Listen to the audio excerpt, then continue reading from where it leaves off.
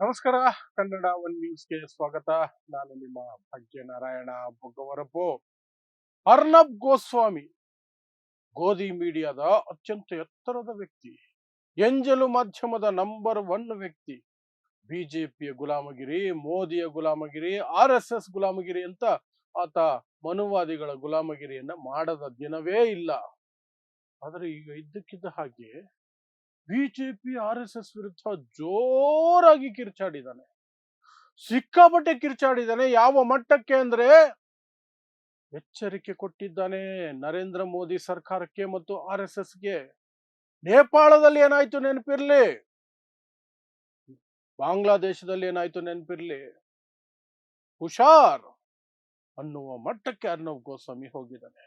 So ಯಾಕೆ ಇಷ್ಟೊಂದು ಸಿಟ್ಟು? ಯಾವ ಘಟನೆಯನ್ನು ಮುಂದಿಟ್ಟು ಆತ ಇಷ್ಟೊಂದು ಸಿಟ್ಟು ಮಾಡಿಕೊಂಡ ಮತ್ತು ಯಾವ ಘಟನೆಗಳನ್ನು ಆತ ಪ್ರಸ್ತಾಪ ಮಾಡುವ ಮೂಲಕ ಮಧ್ಯಪ್ರದೇಶದ ಬಿಜೆಪಿ ಸರ್ಕಾರ ನಾಲಾಯಕ್ ಸರ್ಕಾರ ಅನ್ನುವ ಮಟ್ಟಕ್ಕೆ ಮುಖದ ತುಂಬ ಉಗಿದಿದ್ದಾನೆ.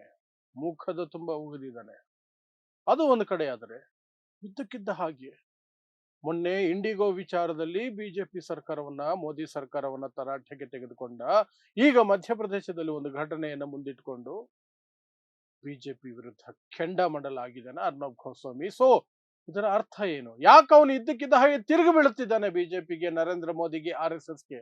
ಅದನ್ನು ತಿಳಿಯುವಂತಹ ಪ್ರಯತ್ನವನ್ನು ಮಾಡೋಣ. ಸೊ ಅರ್ನಬ್ ಗೋಸ್ವಾಮಿ, ನಾನು ಹೇಳ್ದಂಗೆ ಗೋಧಿ ಮಾಧ್ಯಮದಲ್ಲಿ ಸ್ಟಾರ್, ಅವನು ಸೂಪರ್ ಸ್ಟಾರ್. ಯಾವ ಮಟ್ಟಕ್ಕೆ ಜನರನ್ನ ಯಾಮಾರಿಸಬೇಕು, ಮೋದಿ ಭಕ್ತರನ್ನಾಗಿ ಪರಿವರ್ತನೆ ಮಾಡಬೇಕು, ಮೋದಿ ಏನೇ ಮಾಡಿದ್ರು ಸರಿ, ಬಿಜೆಪಿ ಏನೇ ಮಾಡಿದ್ರು ಸರಿ, ಮುಸ್ಲಿಮರ ವಿರುದ್ಧ ವಿಷ ಕಕ್ಕಲೇಬೇಕು, ವಿರೋಧ ಪಕ್ಷಗಳನ್ನ ಕೆಟ್ಟ ಕೊಳಕ ರೀತಿಯಲ್ಲಿ ಬಿಂಬಿಸಲೇಬೇಕು ಅಂತ ಪಣ ತೊಟ್ಟಂತೆ ಬಿಜೆಪಿ ಗುಲಾಮಗಿರಿಯಲ್ಲಿ ತೊಡಗಿರುವಂತಹ ಅರ್ನಬ್ ಗೋಸ್ವಾಮಿ ಮಧ್ಯಪ್ರದೇಶದ ಒಂದು ಮದುವೆಯನ್ನು ಮುಂದಿಟ್ಟುಕೊಂಡು ಬಿಜೆಪಿ ಮೇಲೆ ಮುಗಿಬಿದ್ದಿದ್ದಾನೆ. ಯಾಕಂದ್ರೆ ಆ ಮದುವೆ ಬಿಜೆಪಿ MLA ಮಗಂದು. ಯಾರು ಆ MLA ಅಂದ್ರೆ ಬಿಜೆಪಿಯ ಇಂಡೋರ್ನ ಬಿಜೆಪಿ MLA ರಾಕೇಶ್ ಗೋಲು ಶುಕ್ಲಾ ಅನ್ನುವಂಥವನು ಅವನ ಮಗನ ಮದುವೆಯನ್ನ ಅದ್ದೂರಿಯಾಗಿ ಮಾಡ್ತಾನೆ. ಯಾವ ಮಟ್ಟಕ್ಕೆ ಅಂದ್ರೆ ಕೇವಲ ಪಟಾಕಿಗಳಿಗೆ 10 ನಿಮಿಷದಲ್ಲಿ ಸುಟ್ಟು ಬೂದಿಯಾಗುವ ಪಟಾಕಿಗಳಿಗೆ 7 ಮಿಲಿಯನ್ ರೂಪಾಯಿಗಳನ್ನ ಆತ ವ್ಯಯಿಸ್ತಾನೆ, ಖರ್ಚು ಮಾಡ್ತಾನೆ. ಅಂದ್ರೆ 70 ಲಕ್ಷ ರೂಪಾಯಿಯ ಪಟಾಕಿ ಸಿಡಿಸ್ತಾನೆ.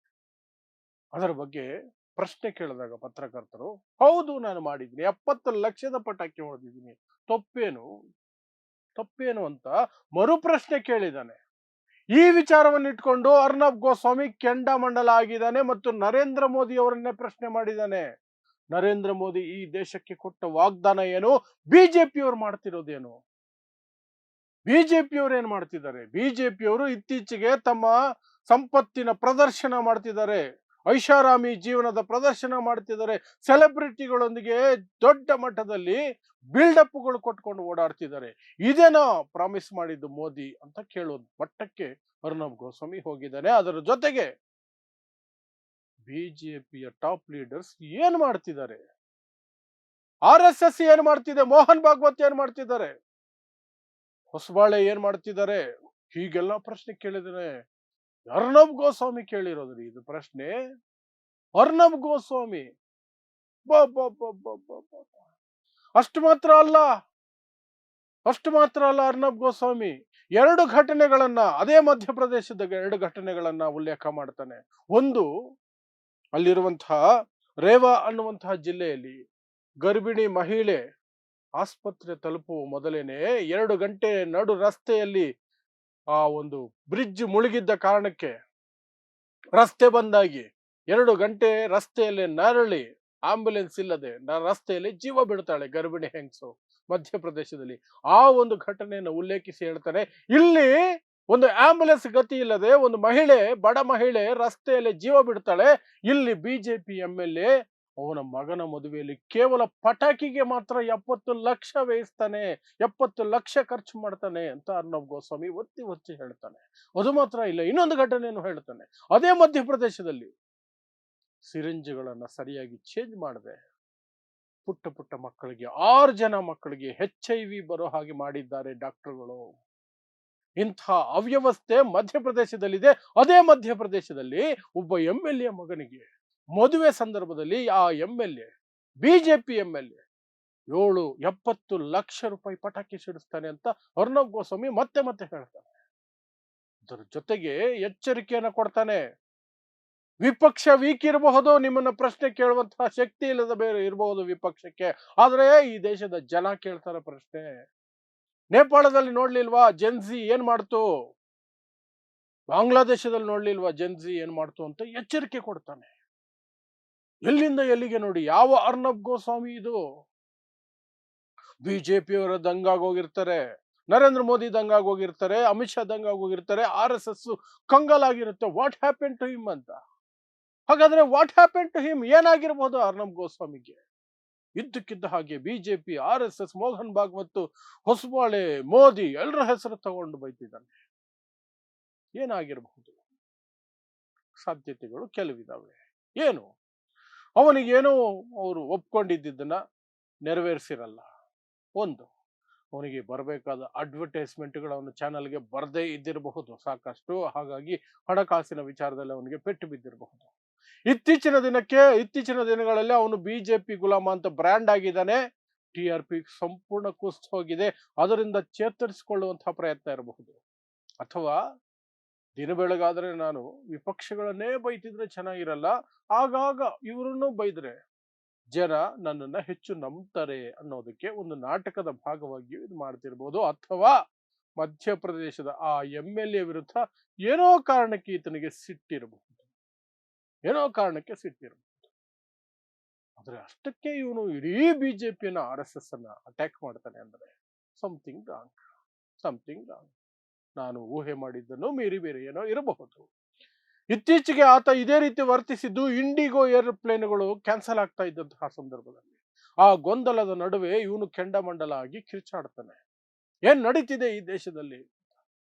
ಆಗ ಆ ಕಿರ್ಚಾಟ ಅಟ್ಯಾಕ್ ಆದ ನಂತರವೇ ನಮಗೆ ಅರ್ಥ ಆಗೋಯ್ತು, ಅದು ಆಕ್ಚುಲಿ ಬಿಜೆಪಿನ ಅಟ್ಯಾಕ್ ಮಾಡ್ತಿಲ್ಲ, ಮೋದಿ ಸರ್ಕಾರ ಅಂತ ಹೇಳ್ತಿದ್ರು ಸಹ ಅಲ್ಲಿ ವಿಮಾನಯಾನ ಸಚಿವ ಆಗಿದ್ದು TDP ಪಕ್ಷದ ಸಂಸದ ರಾಮ್ ಮೋಹನ್ ನಾಯ್ಡು.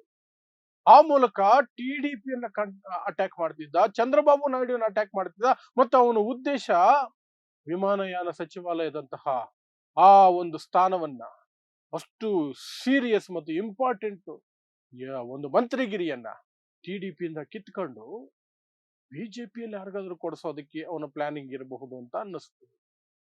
ಹಾಗೆ ಅನ್ಸಿದ್ದು, ಯಾಕಂದ್ರೆ ರೈಲುಗಳ ಅಪಘಾತ ಆದಾಗ ವೈಷ್ಣವ್ ವಿರುದ್ಧ ಒಂದು ದಿನಾನೂ ಮಾತಾಡೋದಿಲ್ಲ ಬಿಜೆಪಿಯ ಮಂತ್ರಿ. ಬೇರೆ ಯಾವುದೇ ರೀತಿಯಲ್ಲಿ ಬ್ರಿಡ್ಜ್ಗಳು ಕೊಲ್ಯಾಪ್ಸ್ ಆದಾಗ, ಇನ್ನೇನೋ ಆದಾಗ ಬಿಜೆಪಿ ಯಾರನ್ನು ಅಟ್ಯಾಕ್ ಮಾಡಲ್ಲ. ಬಟ್ ವಿಮಾನಯಾನ ವಿಚಾರದಲ್ಲಿ, ಇಂಡಿಗೋ ವಿಚಾರದಲ್ಲಿ ಮಾತ್ರ ಮಂತ್ರಿಯನ್ನ ಅಟ್ಯಾಕ್ ಮಾಡಿದಾಗ, ಟಾರ್ಗೆಟ್ ಮಾಡಿದಾಗ ಅದರ ಉದ್ದೇಶ ಬಿಜೆಪಿ ಅವರಿಗೆ ಮಂತ್ರಿಗಿರಿ ಹೋಗ್ಲಿ, ಆಗ ಅದಾನಿಗೆ ಹೆಲ್ಪ್ ಆಗುತ್ತೆ. ಯಾಕಂದ್ರೆ ಅದಾನಿನೇ ಎಲ್ಲ ಏರ್ಪೋರ್ಟ್ಗಳನ್ನ ನಿರ್ವಹಣೆ ಮಾಡುವಂತಹ ಕಾಂಟ್ರಾಕ್ಟ್ ತಗೊಂಡಿರೋದು. ಆ ಉದ್ದೇಶ ಇರಬಹುದು ಅನ್ನೋ ಅನುಮಾನಕ್ಕೆ ಅಲ್ಲಿ ಆಸ್ಪದ ಇತ್ತು. ಆದ್ರೆ ಇಲ್ಲಿ ಈ ಅಟ್ಯಾಕ್ ಇದೆಯಲ್ಲ, ಮದುವೆನ ನೆಪ ಮಾಡಿಕೊಂಡು ಬಿಜೆಪಿಯ ಐಷಾರಾಮಿ ಜೀವನದ ಬಗ್ಗೆ, ಸಂಪತ್ತಿನ ವೈಭವೀಕರಣದ ಬಗ್ಗೆ, ಪ್ರದರ್ಶನದ ಬಗ್ಗೆ, ಇದು ಯಾಕೋ ಬೇರೆ ಏನೋ ಇದೆ ಅನ್ಸುತ್ತೆ. ಅದೇನು ನಮಗೆ ಕ್ಯಾಚ್ ಮಾಡಕ್ ಸಾಧ್ಯ ಆಗಿಲ್ಲ. ವಿಲ್ ಸಿ, ಗೊತ್ತಾಗೇ ಆಗತ್ತೆ. 4 ದಿನಕ್ಕಲ್ದೆ ಹೋದ್ರೆ 40 ದಿನಕ್ಕಾದ್ರೂ ಗೊತ್ತಾಗತ್ತೆ ಅರ್ನಬ್ ಗೋಸ್ವಾಮಿಯ ಈ ದಾಳಿಯ ಹಿಂದಿನ ರಿಯಾಲಿಟಿ ಏನು, ನಿಜವಾದ ಉದ್ದೇಶ ಏನು ಅಂತ ತಿಳಿದ್ರೆ ನಿಮಗೂ ತಿಳಿಸುವಂತ ಪ್ರಯತ್ನವನ್ನು ಖಂಡಿತ ಮಾಡ್ತೀನಿ. ಸೊ ಇದಿಷ್ಟು ಅರ್ನಬ್ ಗೋಸ್ವಾಮಿ ದಿಢೀರ್ ಅಂತ ಬಿಜೆಪಿ, RSS, ಮೋದಿ, ಭಾಗವತ್ ಎಲ್ಲರನ್ನೂ ಅಟ್ಯಾಕ್ ಮಾಡಿರುವಂತಹ ಹಿನ್ನೆಲೆಯಲ್ಲಿ ನಾವು ನೋಡಬಹುದಾದಂತಹ ಅಂಶಗಳು. ಸೊ ನೋಡ್ತಾ ಇರಿ ಸಮಾಜಕ್ಕಾಗಿ ಕನ್ನಡ 1 ನ್ಯೂಸ್. ನಮಸ್ಕಾರ.